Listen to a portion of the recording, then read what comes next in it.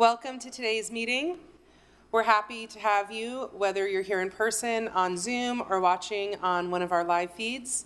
We hope you'll continue to join us in whichever manner makes you feel the most comfortable. Thank you for participating today.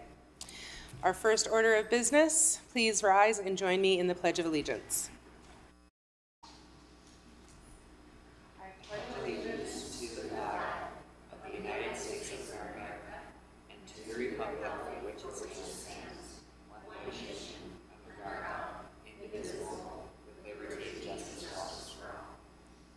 Thank you. Thank you again to everyone who's joining us tonight. Before we move through the agenda, I want to mention and remind everyone about our rules of decorum, which are in place to ensure our meetings move along well and to help everyone feel comfortable sharing their comments. A copy of the full rules of decorum are available at the door, and our staff will post the link in the Zoom. Now, having done that, this brings us to item A4. The council will approve the work session meeting minutes of May 3rd, 2023, as well as the formal meeting minutes of April 18th, 2023, and May 23rd, 2023. I'll look for a motion. Madam Chair, I move that we approve the work session meeting minutes of May 23rd, 2023, as well as the formal meeting minutes April 18th, 2023, and May 23rd, 2023. Second. I've got a motion from Councilmember Dugan, a second from Morton. Any discussion? All those in favor? Aye. Aye. Opposed? All right. This brings us to the council public hearings. If you would like to comment on a public hearing today, we're accepting comments in person and online on Zoom. The council has been informed of accommodation requests during public comment tonight, and we welcome comments from all constituents. If you need to speak with our staff, please select Isaac Canedo from the list of participants. If you need to, you can also raise your hand in Zoom to indicate that you need something from the host. Taylor Hill on our staff will be calling on those who wish to comment based on the order in which we received the names. If you're on Zoom, please unmute your mic when Taylor calls your name. With that, we will start our public hearings. Our first item, B1, is regarding an ordinance for the historic carriage house text amendment. Before we begin taking comments, I'll turn the time over to Nick Tarbett, Council Staff Policy Analyst, to give a short introduction. Thank you, Madam Chair. This is a zoning text amendment that would establish a process permitting the reconstruction of a historic carriage house for the purpose of creating a dwelling unit. The applicant owns the property at 222 East 4th Ave, which has remnants of a historic carriage house, and he would like to rebuild it. Based on the council's direction during the work session briefing, the ordinance was prepared by planning staff in the attorney's office, and that is the ordinance that's being considered tonight. Thank you. Thank you, Nick. Taylor, please start with our first public comment. Thank you, Madam Chair. There are two people registered for this item. The first will be Stephen Pace, followed by Kirk Huffaker. Stephen is here in person.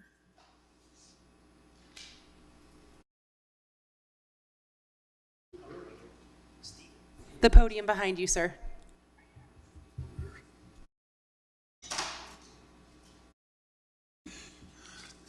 Thank you. 2 minutes is hardly enough time to run through my greatest hits, so I won't even try. I guess in the stuff that we were provided as we've gone through this process over the last several years, I was given a bunch of findings from the staff that provided some guidance to us on what the city was looking for and some of the things we might look for. For example, it said that the proposal, that the key consideration with our proposal was that it fit with adopted guidelines. I believe Nick passed on a copy of this to you. You might want to look at it. It's just 3 pages. You might want to look at it as I talk, but I'll try to be very brief. As you can see on the first page and on the second page, there's an analysis of existing zoning standards on the second page. The statements of the zoning ordinance, the applicable zoning overlay district, and the extent to which the proposed text amendment implements best professional practices for urban planning. So I hope we can move in the direction of all of those. I'm not sure whether we have any of the neighbors for the thing. We did have extraordinarily good neighborhood support. I think it was pretty much unanimous for the people who lived in the area that they were in support of us doing it. It's a project that I think the city could be proud of if we can get an approval for it. It's a carriage house. It is the last carriage house that survives in Salt Lake City, as far as we can tell, that has not been restored. And Time. I guess I'll stop there then and see if Thank you, anybody, if you have thank any you so questions, much. We fine. have your Otherwise, written don't. comments, and if you have more, we're happy to receive them. Thank you. Thank you. Next is Kirk Huffaker, who's here in person. Esteemed members of the City Council and Honorable Mayor Mendenhall, thank you for your time tonight and your consideration of this text amendment. My name's Kirk Huffaker. I'm a historic preservation professional based here in Salt Lake City. I live in District 7. I also happen to be the advisor to the applicant on this project. This carriage house is really important architecturally in the city because it was designed by Richard K.A. Kletting, who's known as the grandfather of Utah architecture. His works include the Utah State Capitol, the original Saltaire Pavilion, and the Fisher Mansion and Carriage House. The Fisher Mansion and its carriage house are very similar to the William F. Beer estate that the applicant owns. The goal of this text amendment is to allow reconstruction of the historic carriage house based on historic photos. And like many parcels in the avenues, this one is oddly sized and does not meet current thresholds for a second non-primary structure on the lot. So that's the reason this is coming before you. Adoption of this text amendment would resolve all these issues and allow the applicant to proceed to making an application to the Historic Landmarks Commission for design review. I'm very appreciative of the leadership of Councilman Wharton to assist us in moving this idea forward, as well as the staffs of the Planning Division and Council Office in crafting the appropriate language that meets their criteria and will allow this to move forward. So I hope you'll favorably consider this request and allow this significant historic building to be reconstructed in the avenues. Thank you. Thank you. Council, I'll look for a motion. Madam Chair, I move that we close the public hearing, and I would just ask that we adopt tonight. Do I have a second? Second. I've got a motion from Councilmember Wharton, a second from Councilmember Pui. All those in favor? Aye. Aye. Aye. All those opposed? Oh, aye, sorry, obviously. All right, the motion passes 6-1 with Councilmember Valdemar. Oh, 5 to none with Councilmember Valdemoros and Mono absent. 5-1. Was there a no vote? She said 5 to none. Oh, none. I'm sorry, I was frightened. All right, thank you. You. The next item, B2, is regarding an ordinance, site distance triangle text amendment. Before we begin taking comments, I'll turn the time over to Brian Fulmer, Council Staff Policy Analyst, to give a short introduction. Thank you, Madam Chair. This is a proposal from the administration to amend the zoning ordinance related to the site distance triangle, which is the area at street, alley, and driveway intersections where views of approaching traffic should not be obstructed. The purpose of the triangle is to allow drivers, pedestrians, and users of other transportation modes to see each other and stop safely. Currently, City Code does not include intersections of alleys and sidewalks and alleys and streets. The proposal adds these intersections as they have similar risks. Thank you. Thank you, Brian. Taylor, you can call our first comments. Thank you, Madam Chair. There is one person registered to speak to this item. That is Christina Robb, who's here in person.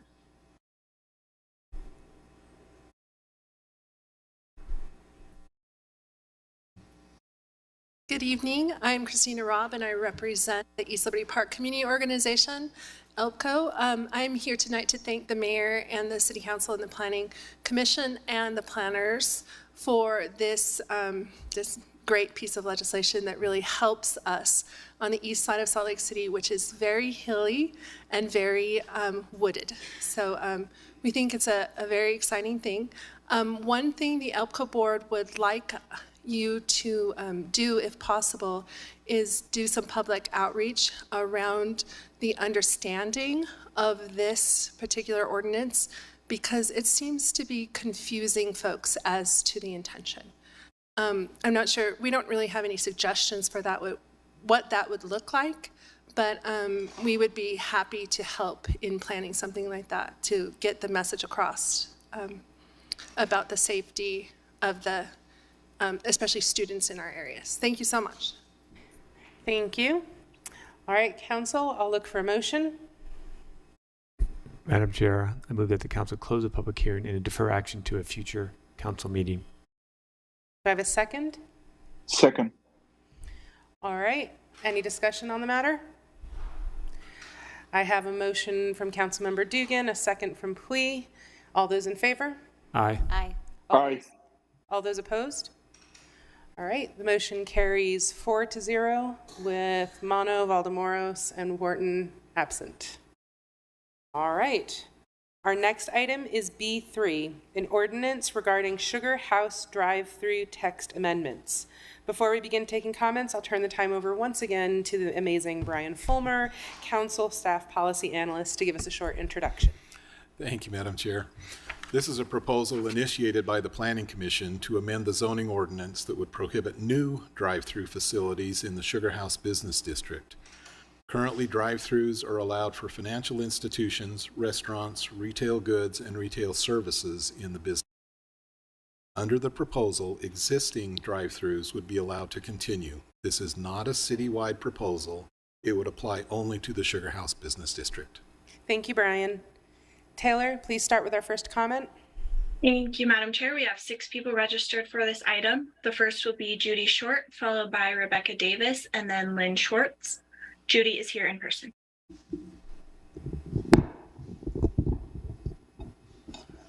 I'm Judy Short. I'm the Land Use Chair for Sugar House Community Council. This is a difficult issue. We all know what the problem is, but the solution is more complicated. At the time that Chick-fil-A went in, I asked the planning director to not allow the drive-through, and he said we have to because Carl's Jr. across the street has it. So here we are today. But we also learned during the pandemic that pharmacies and banks were very valuable, and people who didn't want to get out and mingle with everybody else could still get their business done. And even the groceries, you could pick up your groceries at the front door. So there is a use for this. So what if we allowed them as a permitted use just for pharmacies and banks in business districts 1 and 2?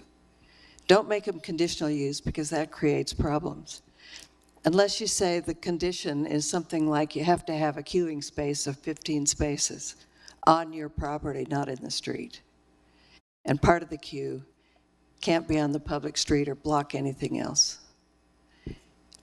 And to call this a walkable transit-oriented purpose statement is an oxymoron. Walk or drive, take your pick. If someone's driving in a long queue blocks the regular driving of the regular guy up the street, does it comply or not? We could ask that they have a minimum queue of 5. And if you notice, today or the last week, I've been asking people to give me comments, and you all got a written copy of those comments. George Sumner pulled some stuff out of our own city code that talks about traffic solutions that might help. And I guess what we're asking for is maybe you mess with the language a little bit more, because I think it's really workable. Wade Olson doesn't want it to happen, but I think we can all make it work so that it fits the whole neighborhood. If a restaurant had a drive-up space and there was a place for a queue, they could, it's like having a car hop, except maybe you do it via your phone. Oh, I'm sorry. That was your time, Judy. We always love your written comments if you have others to give us. Thank you. Next will be Rebecca Davis, followed by Lynn Schwartz, and then Matthew Mohan. Rebecca's here in person. My name is Rebecca Davis. I would like to see the ordinance banning new drive-throughs in Sugar House Business Districts 1 and 2 passed. However, I'd like to see it changed so that drive-throughs are, can I start over? I'd like to see the ban passed for new fast food restaurants, but I would like to see it changed so that new drive-throughs are allowed for banks and pharmacies. A customer may not be feeling well enough to go into a pharmacy to pick up their medicine, or they may be ill, so ill that, and then they have to go into the pharmacy that they may infect other customers in the pharmacy. And I'm thinking of our COVID epidemic that we just have gotten through. And some customers may have mobility issues for going into banks and pharmacies, and allowing drive-throughs for new banks and pharmacies would address this problem as well. Thank you. Next is Lynn Schwartz, followed by Matthew Monahan, and then Wade Olson. Lynn's here in person. My name is Lynn Schwartz. I strongly support this change in use for drive-throughs in the Sugar House business districts. This should not be a permitted or conditional use, as the detrimental effects cannot be mitigated. The traffic issues due to inadequate stacking space could not be solved when there is limited space in parking lot configurations. We see this in several businesses in the area already.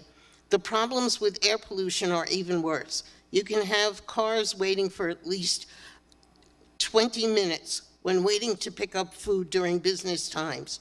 Also, it seems antithetical to Salt Lake City's push for a less car-centric city to encourage people to use their cars. On one hand, Salt Lake City is limiting parking by eliminating parking requirements, and on the other by allowing drive-throughs, encouraging car use. Some concerns have been raised regarding the different intensity of use by drugstores and financial institutions and fast food establishments. This can be addressed by eliminating drive-throughs at fast food places only, while requiring adequate stacking spaces in the other uses. Another concern was that during health emergencies like COVID, ad hoc drive-through arrangements kept a lot of places in business. This can be addressed by a provision that during a declared health emergency, non-permanent drive-throughs could be allowed for the duration of the emergency. Next will be Matthew Monahan, followed by Wade Olson, and then Devin Zander. Matthew is here in person. Hi, my name is Scott Harris. I'm here on behalf of Matt Monahan and the Utah Transit Riders Union. The Sugar House Business District has worked hard over several years to curate a mixed-use community, and it has been quite successful. Sugar House is a desirable destination for recreation, dining, retail, and housing. Key to this success is supporting many uses in a small footprint. Allowing drive-through restaurants in this zone flies in the face of all that hard work that has been done to create what we know and love as Sugar House. Drive-throughs only support a single use and are one of the least efficient uses of spaces. So I support the prohibition on new drive-through establishments in the Sugar House Business District. Thank you. Next will be Wade Olson, followed by Devin Zander, and then Joey Larson. Wade's here in person. Hi, my name is Wade Olson. I appreciate the time to speak. I represent Dees Incorporated, which is the owner of the Sugar House Center and related properties in Sugar House. Interestingly enough, that's where my family got its starts, is in the drive-through business. So the irony is not lost here. Anyway, Dees is, we've been in Sugar House for about 100 years, a little over. We are not a purchase and sell and make our money and leave. We've been there for a long time. We continue to be there. We just moved our offices from Sugar House into Sugar House. And so we're there for the long haul. I did send an email to the council and with more detailed points, but I'll just hit a few that I think are important. I understand the text amendment and the proposed staff recommendations, but there are some issues that I think that we need to address. I don't believe that drive-throughs and a walkable community are exclusive of each other. I think that there can be some crossover. I think that a development that's planned properly, that's done in the right way, can incorporate both. I think that it's a little short-sighted to say that they can't exist together. The other is Chick-fil-A is a unique beast. I enjoy my Chick-fil-A, I guess, as much as anyone else, but it's interesting that I have 3 drive-throughs in our shopping center that seem to work just fine, and I don't think that the problems that Chick-fil-A have or has should be imposed on Taco Bell, Wendy's, or Starbucks. There are some ways that we can make it better, and so I'm happy to review those and implement some of those. I think it's a great thing to have Sugar House. Sugar House is growing. You can tell from all the construction, yay, we love the construction there, but it's growing naturally. It's growing in a way that needs to develop properly to be able to take that and to say that we have, as soon as we say, well, no more drive-throughs, those drive-throughs become, did someone say anything?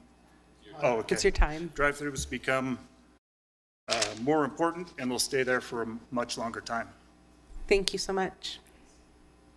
Next will be Devin Zander, followed by Joey Larson, and then Hayden Oliver. Devin is here in person.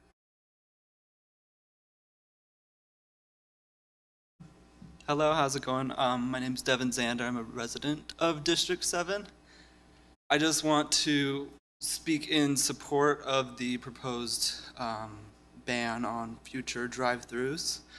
I think the city should go a step further in looking at other transit-oriented areas throughout the city to ban drive-throughs in other places. I think it's a little bit unequitable to just ban them in Sugar House. I know everybody complains about Chick-fil-A, but Starbucks is there, Wendy's, and if you try to walk through from like 13th East to Target, it is a nightmare with everybody queuing up for Starbucks and Wendy's, and I think it would be better if we even looked at existing drive-throughs and see how we could incorporate more pedestrian-oriented elements into them. I know everybody hates breathing engine exhaust, and there's all these signs around Sugar House that say turn your key, be idle free, but it doesn't necessarily work if you're in a drive-through, and I feel like the problem has just been exacerbated and caused more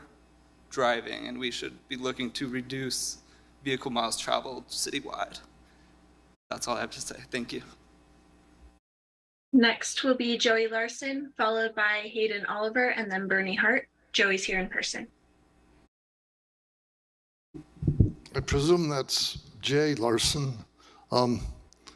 If not, Joey better get up here. So I guess I wanted to say also about any drive-throughs.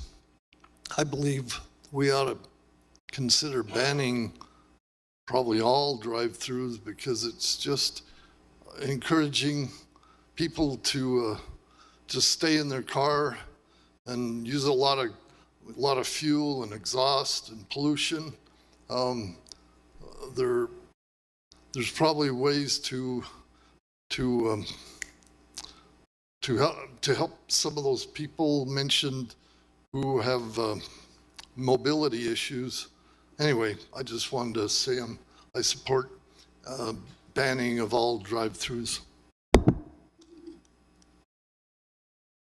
Next is Hayden Oliver, followed by Bernie Hart. Hayden is here in person.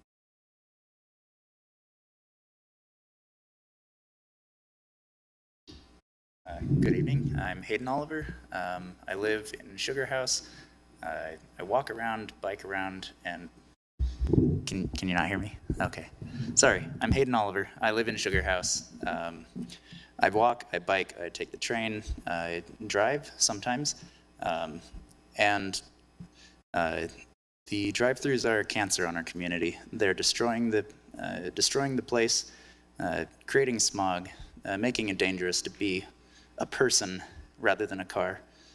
Strongly in favor of the amendment, and potentially we can look at instituting carve-outs for banks or pharmacies, but overall, we know there's safe ways to get all of our things in our communities without necessarily using a car and making it dangerous for everyone else around us. That's all. And next is Bernie Hart, who's here in person.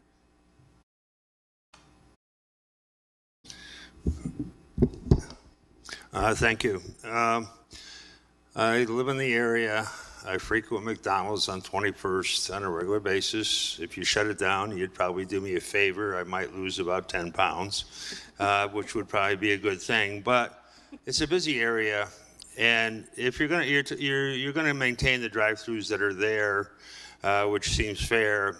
But if somebody's coming into the area and wants a drive-through, if you're in a car, you can go down 3 blocks or 5 blocks out of that busy area to build your establishment and have people drive to you or drive through your drive-through. You don't have to build it in the middle of that busy area.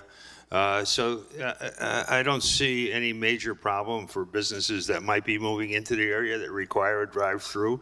Just build it a little bit down the road somewhere and people will drive to it. But you'll be keeping that congestion out of the area that would be great for biking and walkers and people that are actually living in the community. So thank you very much. Madam Chair? Yes, Councilmember Pui, is that you? Yes. I would like to make a motion Thank you. to close the public hearing and defer action to a future council meeting. Second. All right, I have a motion from Councilmember Pui, a second from Councilmember Dugan. Do you have any discussion? All those in favor? Aye. Aye. All those Aye. opposed? The motion passes 5-0 with Valdemoros and Mono absent.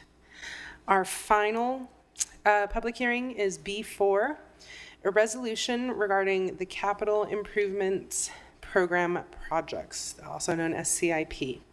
Before we begin taking comments, we're going to turn the time over to Ben Ludke, Council Staff Policy Analyst, to give us a short introduction. The Capital Improvement Program, or CIP, is an open and competitive process where residents, local organizations, and city departments submit project applications. This year, there are 61 applications. The total CIP budget is nearly $40 million. $12 million of that total is needed for existing commitments, mostly debt payments on existing city bonds. The remaining funds, about $28 million, are available for new projects.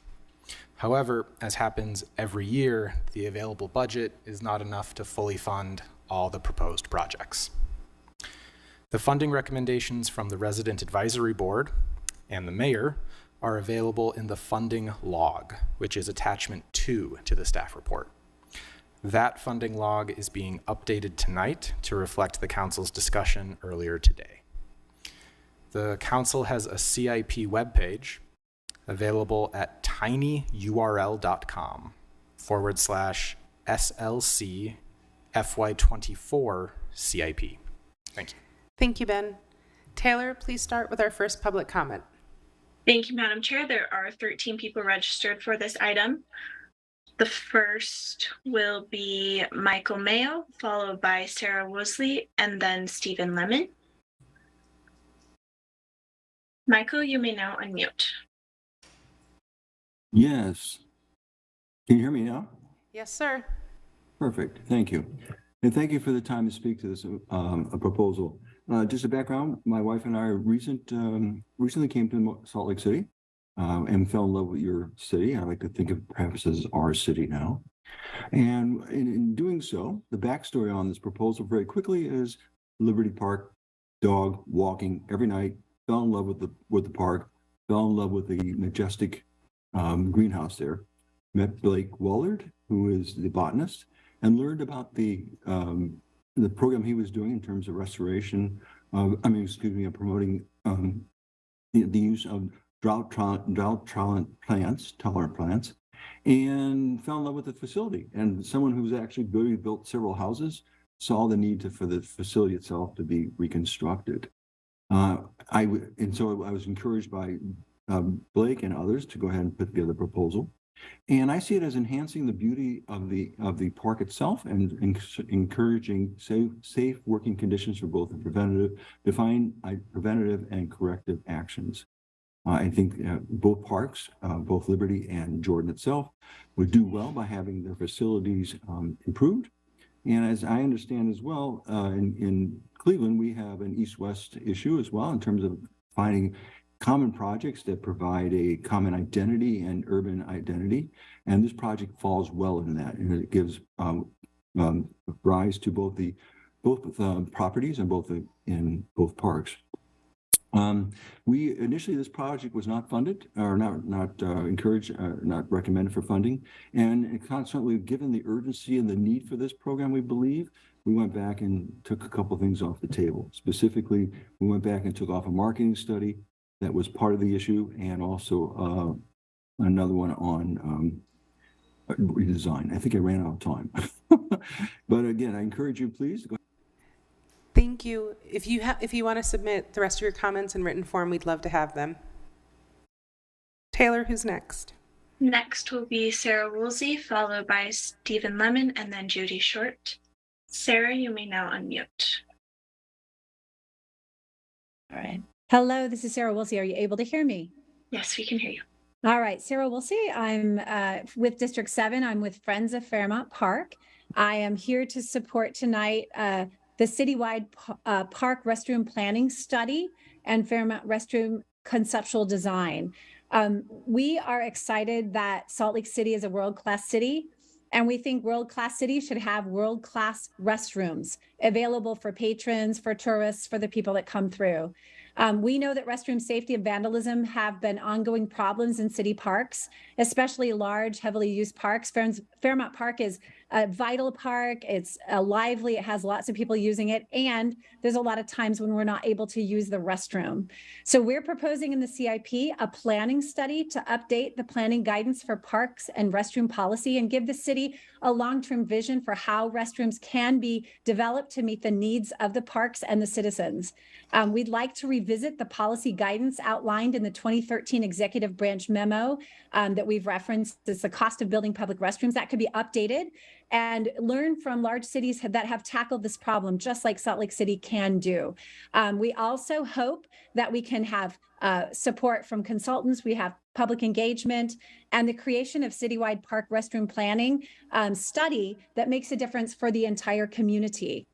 If possible, we would love to pilot a restroom that meets the needs of Fairmont in Fairmont Park. So our budget includes that. But we really want to see that the study occurs such that we have an ongoing way to fund slowly over time as budgets are able, great bathrooms for great parks. I appreciate all you are doing and the difficult prioritization that you have. Thank you for listening tonight. That is my comments. Next will be Stephen Lemon, followed by Judy Short, and then Christina Robb. Stephen, you may now unmute. In Salt Lake and Chernivtsi lived two young sisters named Alma and Anastasia. They were playmates, sharing dreams, laughter, and a boundless connection despite the vast oceans that separated their homes. Civic-minded Lowell Turner led Salt Lake citizen delegations to the distant city of Chernivtsi in the USSR in the 1980s. These ordinary yet extraordinary Salt Lakers yearned to bridge the divide of the Cold War. As destiny would have it, the mighty Soviet Union collapsed, a path towards unity in its wake. The new sister cities of Salt Lake and Chernivtsi honored the girls' friendship by commissioning twin statues in their likeness from Salt Lake artist Dennis Smith. Alma and Anastasia were immortalized, playing cat's cradle, solving the world's problems as they interlaced yarn and fingers. Their souls resided within the statues, watching over the cities they loved. One Peace Cradle was installed in Salt Lake in 1989, and its twin in Chernivtsi in 1992. Over the next 30 years, Chernivtsi emerged from the shadows of the USSR, transforming into Ukrainian vision of beauty, restoring classic buildings, and reclaiming the endearing moniker of Little Vienna. Salt Lake, also once a charming town, now found itself overshadowed by socialist-style apartment blocks. The tables had turned. Though cities evolve, friendship is unchanged. Amidst the 2021 winter of Russian aggression against Ukraine, the statue in Salt Lake's Peace Gardens was stolen. While we urged parks to file a police report, the press remained silent, leaving the incident unaddressed. The sisters' heartfelt cries echoed, yearning for the restoration of this profound symbol of their cherished friendship. Determined to mend the broken thread of friendship, the people of Salt Lake embarked on a quest to replace the stolen statue through CIP funding. As the mayors of Salt Lake and Matsumoto clinked glasses and sang karaoke, Chernivtsi citizens stepped outside their homes each morning for solemn vigils honoring fallen soldiers. Caring Salt Lakers vow to stand in solidarity with Chernivtsi, holding daily vigils until our statue is replaced and peace returns to Ukraine. And next will be Judy Short, followed by Christina Robb, and then Robert Ward. Judy is here in person. For a longtime gardener like myself, there's nothing better than an old greenhouse that's still functioning. I'd like to talk about the Liberty Park greenhouse that, before my speech, it is being passed over for funding. That could be such a wonderful demonstration garden. There's that huge patch of grass in front of it. And it's a great way to teach the people of Salt Lake the difference between high water and low water plants. You can grow them in the greenhouse, and then you can show them and mark the amount of water each one's had during the summer so they learn about buffalo grass and other things. And the kids at Youth City, that would be the perfect project for them. Then they can go back in the fall and tell their kids, their classmates, about what it means to not have to water your plants. We're losing so many trees because people just turned the water off. Tony will tell you that's why so many trees fell over in that big windstorm. They were hollow on the inside because they hadn't been getting water. You could give free tours of people to see the greenhouse and the grasses on Sundays. You could grow xeric plants to sell to offset some of the cost. The goal is to have beautiful greenhouses that show we care about our parks rather than the ragged ones we have now. The passage of the GO bond is an indication that people in the city care about their green environment. So let's demonstrate that by showing off these wonderful facilities. Please fund the greenhouse. Thank you. Next will be Christina Robb, followed by Robert Ward, and then Amy Hopkins. Christina's here in person. Good evening again. Thanks for having me. My name is Christina Robb, and I'm the chair of East Liberty Park Community Organization. Our board voted to send a unanimous letter in favor of the Liberty House Greenhouse Project, Liberty Park Greenhouse Project. But then we were very excited when the Jordan Park element were added. So I'm going to step away from that role there because you already have our letter on file and tell you about where I live. I live directly behind East High School. And as you know, the boundaries for kids at that high school make it such that every single person who is in my front yard every day does not live in my neighborhood. They are bused from all the way out as far west as 5600 South in order to attend school at East High School. So we started a nonprofit called West of East. It's a youth advocacy organization. And we've been working for 10 years to make the connection between the west side and east side elements of Salt Lake. I personally have driven back and forth across the railroad tracks on 800 and 900 South so many hundreds of times, bringing kids back and forth. And our tutoring program existed in the parks. So I urge you personally to think about CIP funding in the bigger pictures and consider funding this project because it is a clear connection between the west side, east side sides of our city that are being served by the new 9-line trail and the 900 South reconstruction, as well as the UTA 9 South every 15 minutes. We've worked really hard for decades on this, and if not this project, then the next one that comes along that tries to break down the divides between the 800 or between the east side and west side parts of our city. Thank you. Next will be Robert Ward, followed by Amy Hopkins, and then Doug Flagger. Robert, you may now unmute. Thank you for the opportunity to speak. I'm a resident in the Ensign Peak area. So we've got large and growing numbers of visitors that come to the park at night up there. There are people out there literally every hour of the day. The CIP we submitted is a proposal to control nighttime visitors to the Zion Peak Nature Park. The sheer volume of visitors we get up there has created a public safety hazard for the neighborhood. We've had 3 major fires in the last few years, multiple instances of firearms being discharged in the park, and street racing. All of this happens at night, especially on weekends. I therefore propose we install a fence and a gate to enforce the existing nighttime hours for this park. This type of restriction isn't new. For example, the small park next to Zion Peak is already fenced with a gate that is locked at night. So this is a growing issue for the community, and we'd be grateful for your support to address the very considerable impact on our neighborhood. Thank you. And next will be Amy Hawkins, followed by Doug Flagger, and then Jackie Rosen. Amy is here in person. Thank you for your time, council members. My name is Amy J. Hawkins. I serve as chair of the Ballpark Community Council, and I'm here to voice my support and gratitude for the CIP application for Jefferson Park improvements. Our community is really grateful for all the attention and community resources this park has received in the past year, from the trees that were donated and planted by the McGillis School in Tree, Utah, to the terrific cleanup and kids carnival that was put on by our neighbors from Gospel Grace Church, and now seeing that our resubmitted application for the Jefferson Park improvements is on the mayor's recommended CIP budget. Thank you. The Ballpark Community Council submitted a 5-page letter of support detailing the community engagement that we've been involved in, first meeting with Salt Lake City Public Lands in a virtual meeting during the pandemic in July 2020. We want these improvements badly. We're about to go through a dramatic upzoning in the Ballpark neighborhood, and right now our neighborhood has about less than 3 park acres for 6,000 residents. The 2-acre Jefferson Park and less than 1-acre Ballpark Playground Mini Park.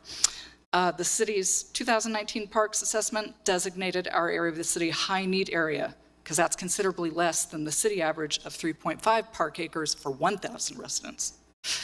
There's a lot of public discussion about what the city government could do to keep kids and families in Salt Lake City. Investing in park lighting, a trail around the perimeter that will activate our park, and benches to enjoy our new growing trees is a very good investment of city resources. It will serve a lot of residents, including the families who live in the affordable housing across the street at Jefferson School Apartments. Feel good about this. Thank you. And next is Doug Flagger, followed by Jackie Rosen, and then Brianna Brannon. Doug is here in person.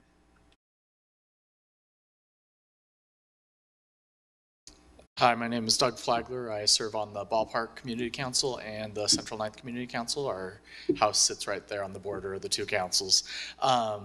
I'm here to speak in support of the Jefferson Park CIP application and the Central Ninth street improvements with garbage cans as well. The Jefferson Park improvements, our neighborhood is rapidly changing from single-family homes to more density, and it has become a central spot, a hub, you could say, for the neighborhood. Every day there are people out there walking their dogs that are using the park, and it's in a lot of need for some upgrades and some improvements to add some amenities for the neighborhood and the area. For the people that live in Central Ninth, it is the closest green space that they have to anywhere nearby. I also want to speak in favor of the improvements for the Central Ninth neighborhood. There's a great need for trash cans along 900 South, right outside of the track stop. It's become quite a walkable area, and it's very vibrant, but it also has become a place where a lot of trash is being deposited. And the signage was removed from that neighborhood, which the CIP application asked for as well, and we would love to bring branding back into the neighborhood after it was removed after the street reconstruction. Thank you so much. Next will be Jackie Rosen, followed by Brianna Brannon, and then Marcus Wright. Jackie is here in person. Hi, I'm Jackie Rosen. I'm here with the Sugar House Park Authority. So the Park Authority is kind of funky. It's The Sugar House Park land is owned half by the city and half by the county, and then the Park Authority manages it and holds it in trust. So we are here a bit late, seeking some funding for a garden center study and a traffic mobility study. And I've sent you all some emails, so sorry to bother you again. But just as a brief overview, the garden center is the building that's sort of in the north, let me think my directions, northeast corner of the park, right next to Highland High School. And that building was built in the 70s, and we are hoping to get funding for a study so that we can pursue ZAP funding next year. We're here asking in fiscal year 2024, and we plan to ask the county in their fiscal year 2024, which starts in September, for matching funding. So it would be half city funded and half county funded. And then the goal is to not try to come back to you to improve this building, but to hopefully set us up so we can see some funding elsewhere. The mobility study is sort of the hub and spoke road that runs through the park. So if you're coming down the hill, there's the Parley's Trail comes over, there's the parking lot comes over, and we have a lot of people turning the wrong way out of there. You have bikers coming down pretty fast. You have people trying to cross the road. So the mobility study would be to study that intersection in particular, and try to see how we can improve safety in that critical part of the park. Thank you. Next will be Brianna Brannon, followed by Marcus Wright, and then Esther Stoll. Brianna's here in person. Hi, my name's Brianna Brannon. I've lived on 1200 East for the last 13 years, and this is the second time that we've submitted having curb, gutter, and sidewalk as a CIP proposal.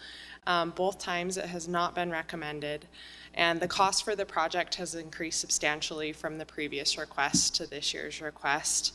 I imagine that will continue to happen for as long as this project is not completed. And while we're waiting for this work to be done, the conditions of the road continue to worsen.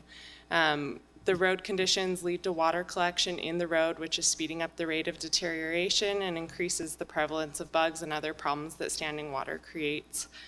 The condition of the street was rated in 2021 using the overall condition index at 24.14, and it's estimated to have since declined to 22.41.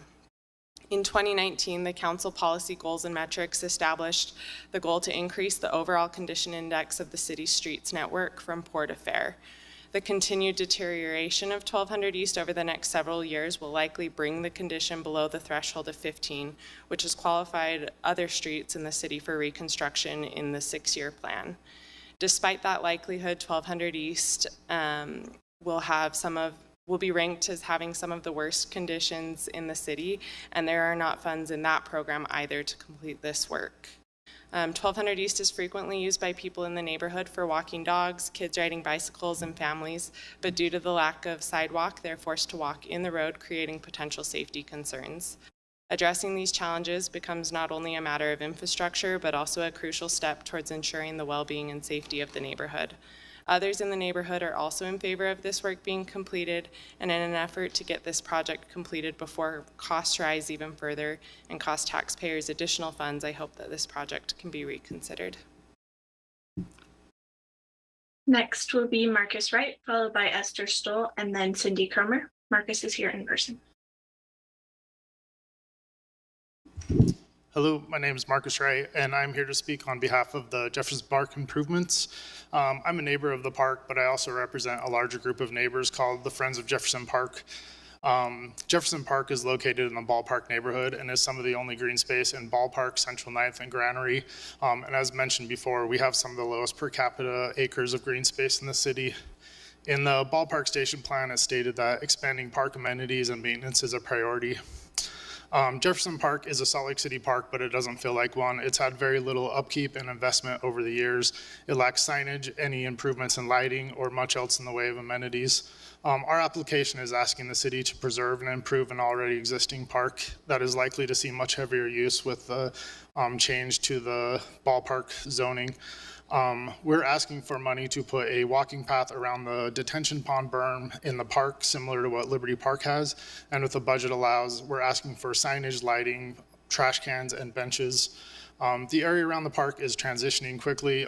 There's a lot of vacant lots, loitering and camping in the park, but there's also a lot of new homes, townhomes, apartments, and more on the way.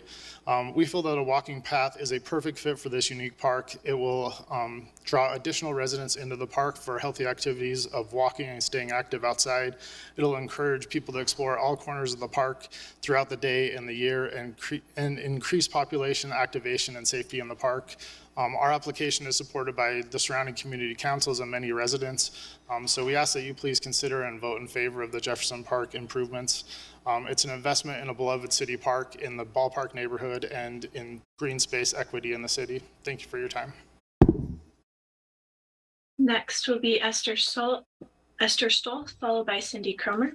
Esther, you may now unmute. Good evening, council members, and those of you in the audience as well as online. My name is Esther Stoll, representing the Poplar Grove neighborhood in District 2. I'd like to thank the CIP board on record for approving the Poplar Grove Park full court basketball expansion. Studies have shown that one of the leading causes of depression is loneliness. Additional studies show that too much exposure to social media in youth is detrimental to their mental health. So as I looked around our neighborhood with other community members and saw the scarcity of adequate outdoor facilities for our youth to gather, we saw an opportunity to improve on an already established space rather than to build from ground up. The space is used frequently and it is a beautiful sight to see. You have everyone from all walks of life who use this court. This CIP request is important and needed for Poplar Grove. This is a great start, so thank you for your positive consideration, council members. On a final note, I'd like to express my support for the Greenhouse in Liberty Park and Jordan Parks. This project will provide the much needed study to enhance and revitalize the greenhouses. More importantly, it will show the efforts of the East and West to work together for a common goal.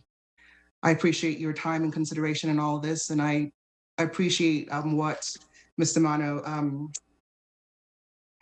the time that he put to putting together the CIP application. I would really urge you all to reconsider granting him the approval. Thank you all very much. And next will be Cindy Cromer, who is here in person. Let's see if I can get in the right spot. I'm still Cindy Cromer. Why do I need to convince you to support a proposal to assess and rehabilitate the city's existing greenhouses in Liberty and Parks? The proposal was written by Michael Mayo, who has a PhD in economics. It has the support of 5 community councils, 2 on the west side and 3 on the east side. The Dean of the School of Architecture will provide opportunities for university students to be engaged. Tracy Aviary will collaborate, and Judy Short, the head gardener at Gilgal, wrote you a letter. How have we responded to the negative recommendation from the administration? By incorporating information since the deadline for applications and by reorganizing the budget into phases. Why was I so captivated by this proposal? Because the 2 existing greenhouses are city-owned facilities which are not being properly maintained. Because there are educational opportunities for children at U City and the surrounding elementary schools. Because city employees should work in well-maintained spaces. Because city employees can propagate water-rise plants which are difficult to locate commercially. But mostly because the proposal would provide a social cultural bridge between East Side and West Side through the common denominator of plants. This proposal is such a good idea that I wish it had been mine. Thanks. Thank you. I will look for a motion, council. Madam Chair, Yes, sir. I move to close the public hearing. Second. I have a motion from Councilmember Pui, a second from Councilmember Dugan. Is there any discussion? All those in favor? Aye. Aye. Aye. All those opposed? All All right, the motion passes 5-0 with Valdemoros and Mono absent. Thank you, everyone. This brings us to our potential action items, of which there are none, which then brings us to Section D, comments and questions to the mayor from the City Council. Mayor, Rachel, Lindsay, thank you for joining us tonight. Anyone have any questions, comments, concerns? You're off the hook. We had enough closed sessions to handle everything. All right. This now brings us to the general comment portion of our agenda. As a reminder for those joining on Zoom, Isaac Canedo from our staff will moderate Zoom and will message you with any questions about your registration. Staff is handling many tasks, so please limit messages to technical issues and minimal information updates. If you do need to speak with our staff, please select Isaac Canedo, spelled I-S-A-A-C, from the list of participants. If you need to, please raise your hand in Zoom to indicate that you need something from the host. Taylor Hill and our staff will be calling those who wish to comment based on the order of registration or received comment cards. If you are on Zoom, please unmute your mic when Taylor calls your name. At the 2-minute mark, the host will announce time and your microphone will be muted. If you're unable to finish your comment, please send the rest via email, mail, or call our office. With that, Taylor, you can begin our first general comment. Thank you, Madam Chair. It looks like there are 10 people registered for general comments. The first will be Xian Huang, followed by Sean Winter, and then Judy Short. Xian, you may now unmute. I'm Sean Huang, a Taiwanese immigrant living in Salt Lake City.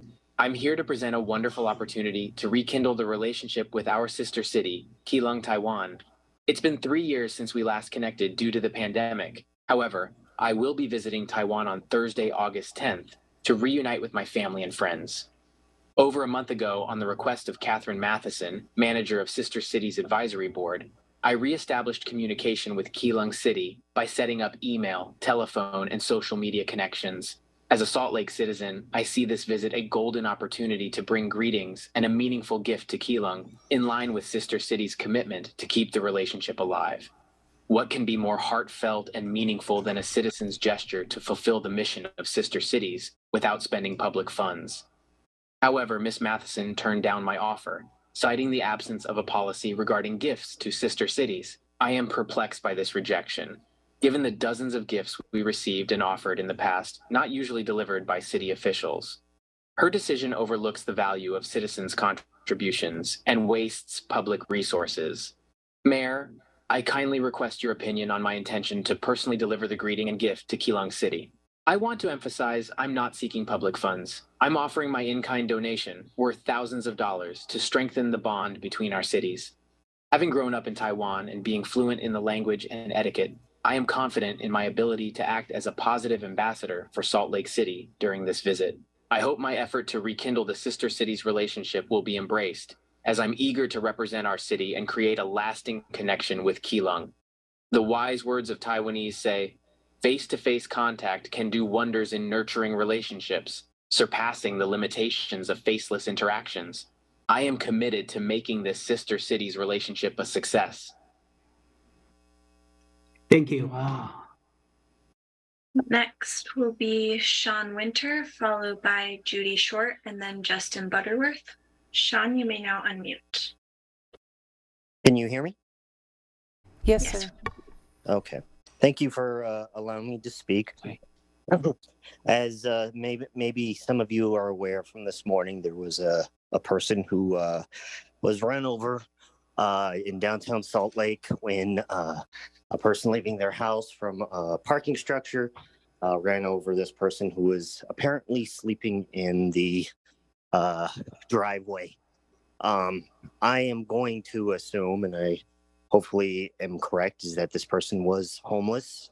I would not understand why they would be there. As many citizens have pointed out in the past, there's been a large increase of homelessness. I was wondering what the city was planning on doing, if they were thinking of considering an emergency like Denver has just recently, I think in July, of trying to get more resources to help our citizens that are in need.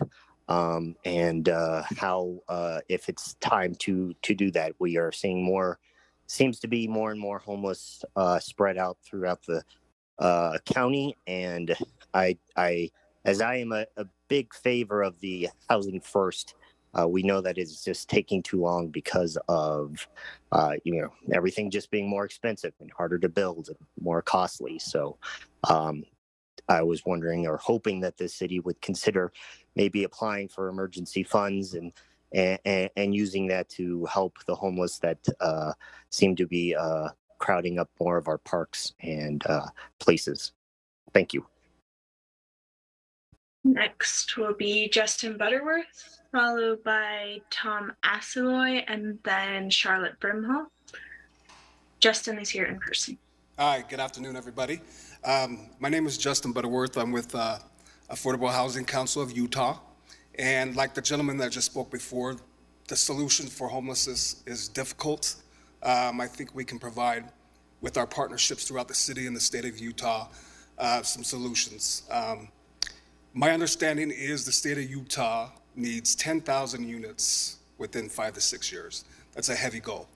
What we want to do is provide funding to help with that goal to build affordable housing, whether it be ADUs or tiny villages, tiny homes. So I'm here today to help the gap. I mean, 5 years ago, $50,000 you can survive. Now, not so much, right? So the gap is falling behind. So I'm here today to see if we could partner up and provide funding to help us hire some staff, regular tools like computers, maybe an office so we can start fundraising to help build these units. Thank you. Next will be Tom Asiloy, followed by Charlotte Brimhall, and then Bernie Hart. Tom is here in person.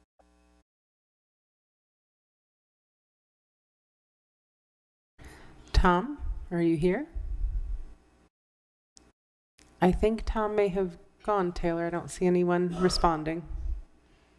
We will move on to Charlotte Brimhall, followed by Bernie Hart, and then Jim Webster. Charlotte, you may now unmute.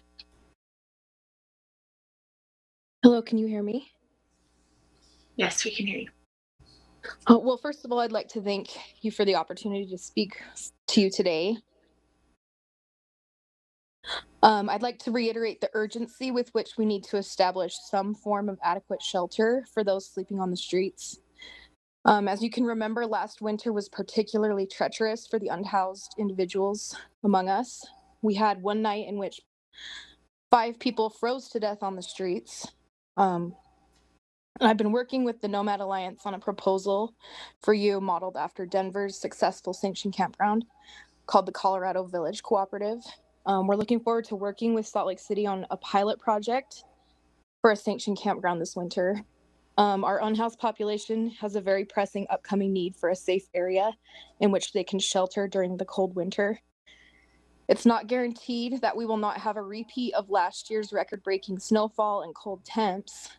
And so, if anything, this summer's extreme heat waves have been an indication of the increasingly extreme and variable weather patterns.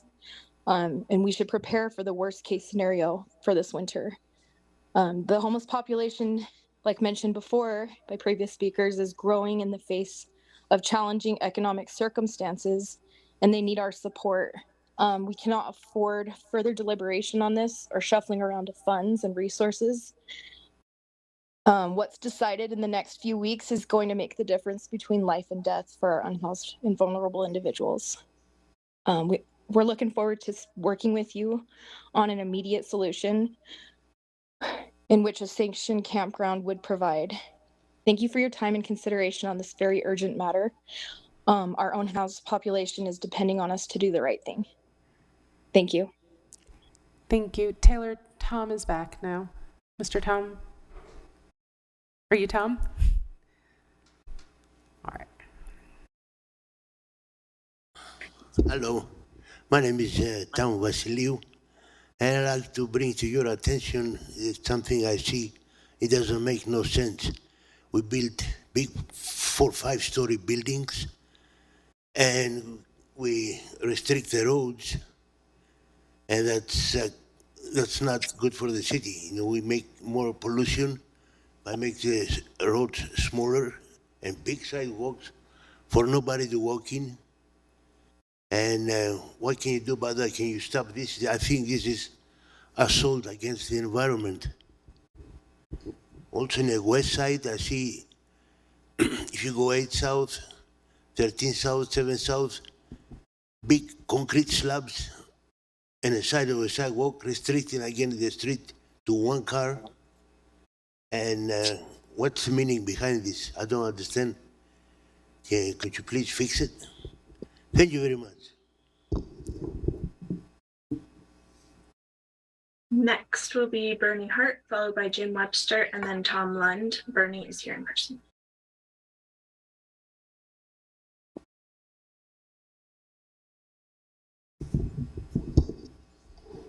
Good evening. I think I've been here I don't know how many times, and you've all endured a number of my emails, all focused on trying to do something about the homeless situation in Salt Lake, and it seems like I'm not the only one with concerns. And it's been recently made me aware, somebody's recently made me aware that the council itself has little control over what's happening in the city as far as homelessness. There's only so much you can impact.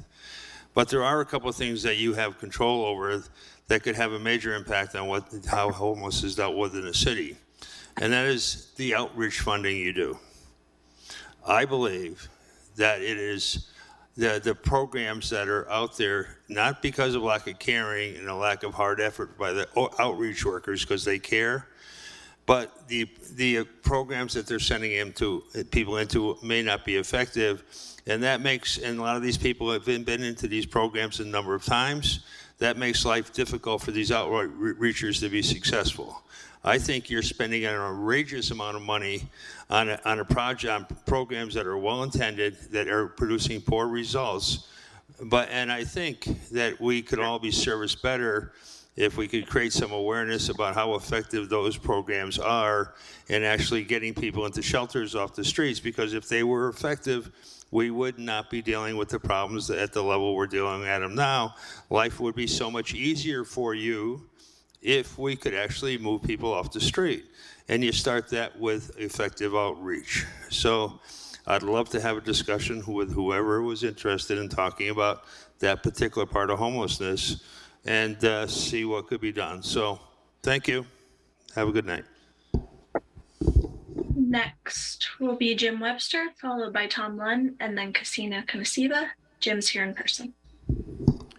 I was here the last time we talked about CIP. I don't want to reiterate that. I would recommend that you pay attention to the letter that was written by Jan Hemming, the chair of the Yellowcrest Council. I am here to support that. I'd like to give you a little bit of history. I'm a landscape architect. I've designed. Sorry, what?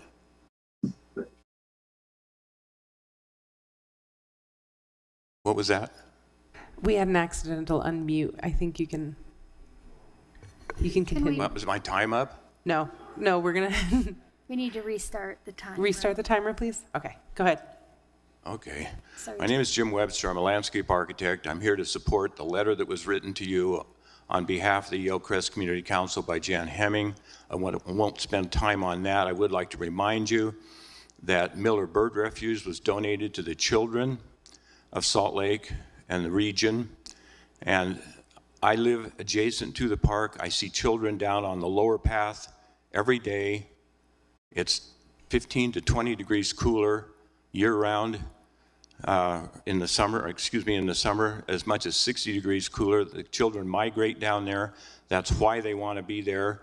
I wrote the CIP proposal to reinstate that path. It has been categorically ignored to the extent that the city now intends to demolish it and block it off.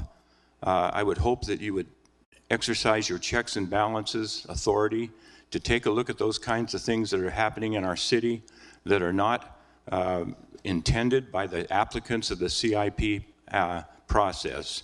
And I'm very grateful for your acknowledgement of these concerns, and I appreciate your help. Thank you. Next is Tom Lund, followed by Christina Kanasiba, and then Jason Johnson. Tom is here in person. Thanks for the opportunity to speak. I know this is just a little snapshot of all the issues that you deal with. There's so much going on. I think in support of what Jim says, there's widespread, I think, support by the neighborhood. This is one of the Miller Park Trail is one of the most used trails. I walk it every day and enjoy it every day, along with hundreds of others. The lower path seems to be, for sure, the favored path because of its proximity to the water and because it is cooler. And so, even though we've been listening to lots of proposals, I like pretty much all of them. We're talking, in my mind, in this case, about just keeping a promise and going back to the original intent of the CIP grant that was approved. And we hope that it will be implemented. So anyway, thanks for your time and thanks for listening.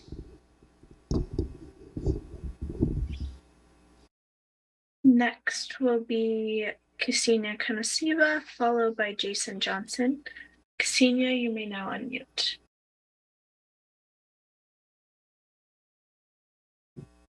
Thank you so much, Representatives Petro, Pui, Wharton, Mann, Valdemoros, and Dubin, and welcome, Young.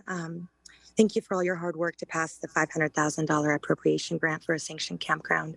Thank you for your bravery to enact novel solutions to solve the homeless epidemic.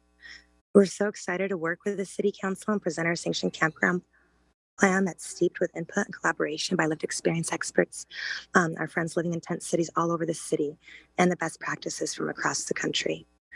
We spent hundreds of hours evaluating best practices and met with the Colorado Village Collaborative last week to figure out how best to do this. And we'll visit their historic campgrounds with our board later this month. And, we know that this is going to be another bad winter based on how wet and our spring and summer has been. And we know that there are a lot of difficulties in doing something this new. And there's a lot of trepidation and a desire to maybe scapegoat to another player that may not have to face the same liability of the city enacting and standing strong and making this happen. But we're asking you, please be brave. Please continue to be brave. We're also beg you to please enact safe camping sites for all the people living in cars and trailers, especially our families. You may have seen the viral family who took care of Rio until he was returned, and how we helped raise $36,000 for them to purchase a new trailer. But we're afraid that the KOA standards will still prohibit them from passing their background check, and they'll still be out there camping in the streets, but there's no other option for them. We have several formal unsheltered individuals living in trailers in people's yards. We're begging you to please change zoning ordinances to allow people to live in trailers on private property, in public spaces, and in churches. Thank you so very much. Next will be Jason Johnson. Jason, you may now unmute. Hi, I would like to thank the council for hearing us today. Being someone who has been through being unsheltered for a few years with my family, I have 2 young daughters and my wife. The Nomad Alliance has changed our lives, and to the point where I was inspired to join and become a volunteer with their program. And since I've been doing that, I've watched them come in and literally change so many lives, just like they did with mine. We're working hard to come up with a plan for the sanctioned campground and are so excited about the funding that has been granted toward that end. I honestly can't tell you how many people are just begging for us to push to get those campgrounds, put together and set up so that they can have a safe space where they can start to rebuild their lives without having to move because of abatements every few weeks or even less in some cases. It's really hard, and I'm speaking from experience, going from making $40 an hour to next to nothing and losing everything. And putting my children through that was one of the hardest things I've ever been through. And no one should have to do that. And having a safe space to build from would change so many things for everyone. Thank you. Thank you, everyone who commented. This brings us now to our new business, of which we have none, and our unfinished business, again, of which there is none. So that now takes us to Section G, the consent portion of the agenda. I'll look for a motion. Move for approval. Second. I have a motion from Councilmember Wharton, a second from Councilmember Dugan. Any discussion? I'll call the vote. All those in favor? Aye. Aye. All those opposed? The motion carries 5-0 with Mono and Valdemoros absent. All right, this is the end of our meeting, and we now stand adjourned.